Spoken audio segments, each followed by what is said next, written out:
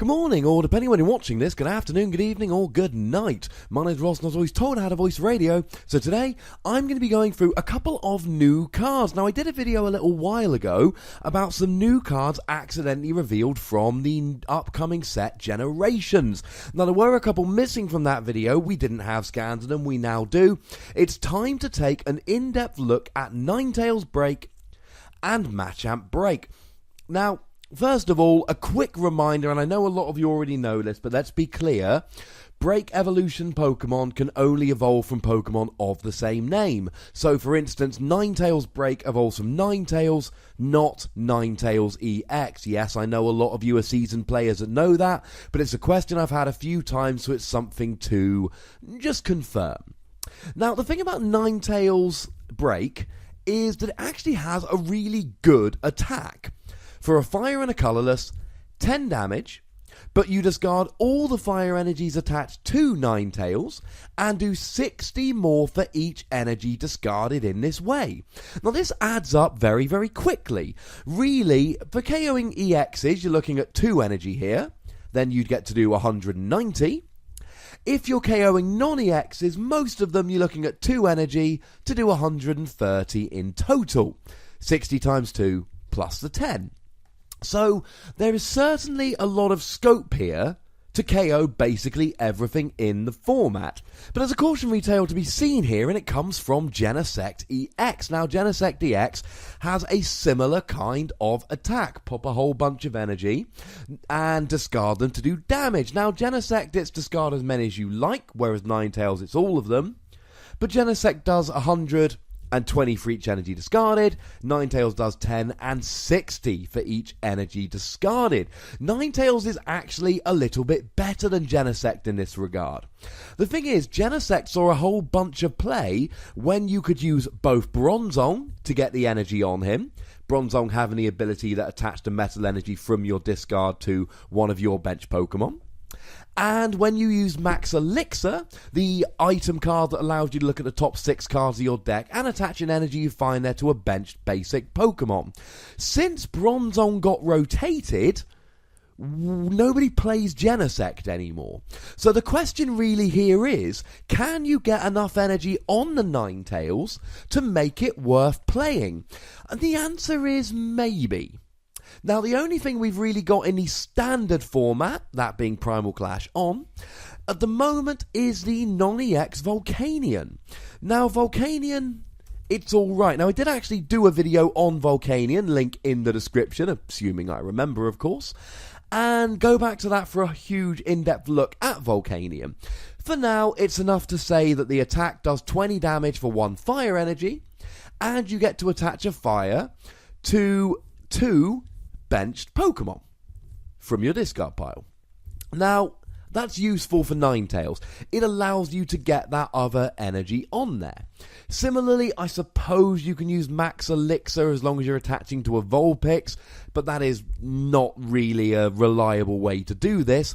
And of course, you can always, as I seem to mention in every video nowadays, use EXP share so that one Ninetales gets KO'd and you get the energy.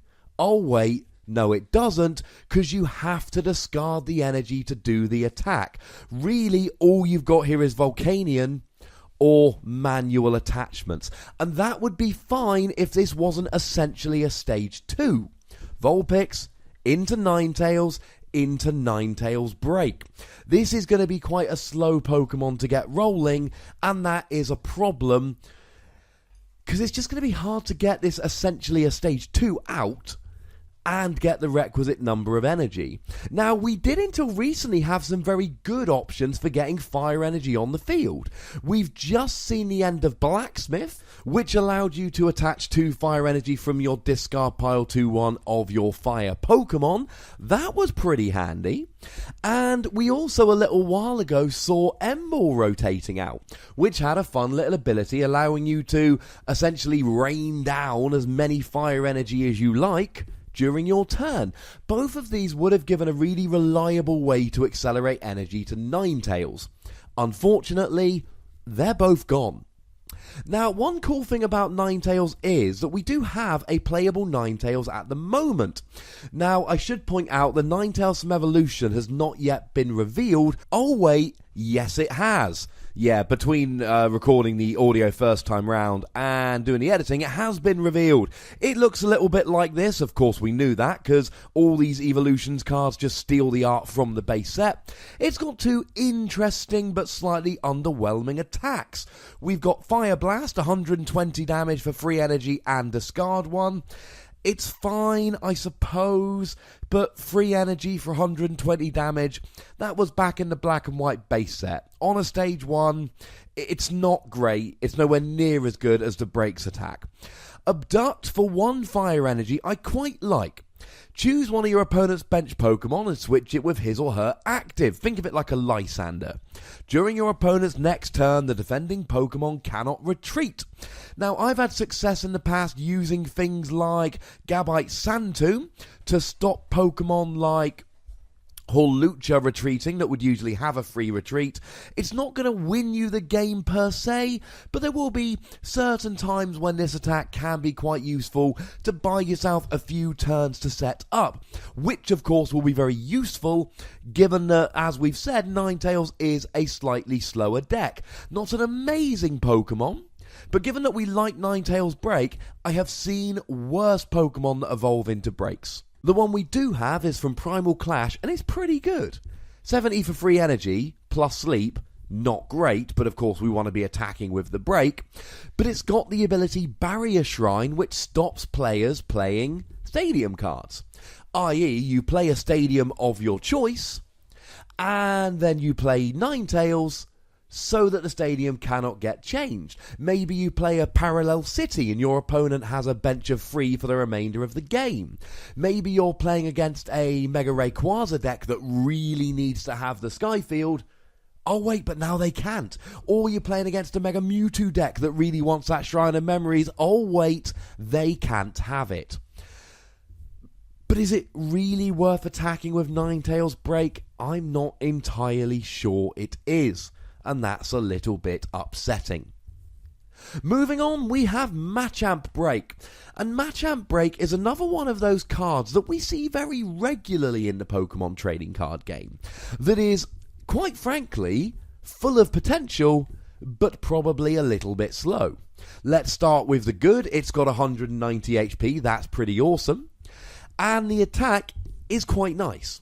100 damage during your next turn. This Pokemon's attacks do 100 more damage to your opponent's active Pokemon. Although remember that if Machamp goes to the bench, then it gets switched out again. I.e., if it goes to the bench, then you're back just doing 100 with the spectacularly named Lasso Boomerang. Now, this all sounds pretty good. You do 100 one turn and then you start just one-hit KOing everything the following turn. Let's not forget, ladies and gentlemen, that Strong Energy is in the format. So if you get free Strong on here, you're actually doing 160 followed by 260. It all sounds so wonderful. What's the problem? The problem is that it's incredibly slow. First of all, this attack costs free energy. That ain't no good. Secondly, it's a stage 2 break, i.e. it's basically a stage 3. Now, we do have one of these that sees play. Greninja Break is essentially a stage 3, a stage 2 break, but the thing is, that's got the twin factors, I suppose, of Frogadier and his water duplicates to help you set up, and the fact that you've got the abilities on the X and Y Greninja and on Greninja Break, which enable you to take multiple prizes in one turn and get the comeback on. Machamp has neither of those, which is a little bit of a shame. Then again, 190 HP plus one-hit KOs is generally pretty good. Now, there is a way to set this up. Machamp has advantages Ninetales doesn't. It is a fighting Pokemon. We have Carbink Break. And Carbink Break has the wonderful attack for just a single fighting energy, which allows you to attach 2 energy from your discard to one of your fighting Pokemon. And because it says energy, you can attach both fighting or strong. I also did a video about Carbink Break. There is again a link in the old description. So Machamp has a chance here. You use Carbink Break to set up. Let's not forget that regular Carbink has Safeguard and essentially has immunity from EX Pokemon. So you can maybe buy a turn or two with your Carbink with Safeguard while attaching to your benched Machamp using Carbink Break. Now, there are a couple of big problems that really ruin this. First of all, we've just lost Corinna. Corinna made Stage 2 fighting Pokemon good. Corinna allowed you to search for an item card and a fighting Pokemon, so you go Rare Candy Machamp, and it makes it nice and consistent. The problem is, we don't have Corinna anymore, so you lose that added consistency on which you might otherwise be relying. The other problem is we've got Zygarde EX. And honestly, Zygarde EX is just arguably just better than Machamp. It's got the same HP at 190, and it's got the same attack, 100 for free energy. Now, it doesn't have it does 200 next turn, and it gives up 2 prizes being an EX, but then being a basic means Max Elixir's back in play to accelerate energy, and you can put Fighting Fury Belt so it does 10 more damage and gets an extra 40 HP. Zygarde just seems like a better Machamp. Now the new Machamp has also been revealed. We know what he does, and he's actually not too bad. He has a nice little ability, Strikes Back.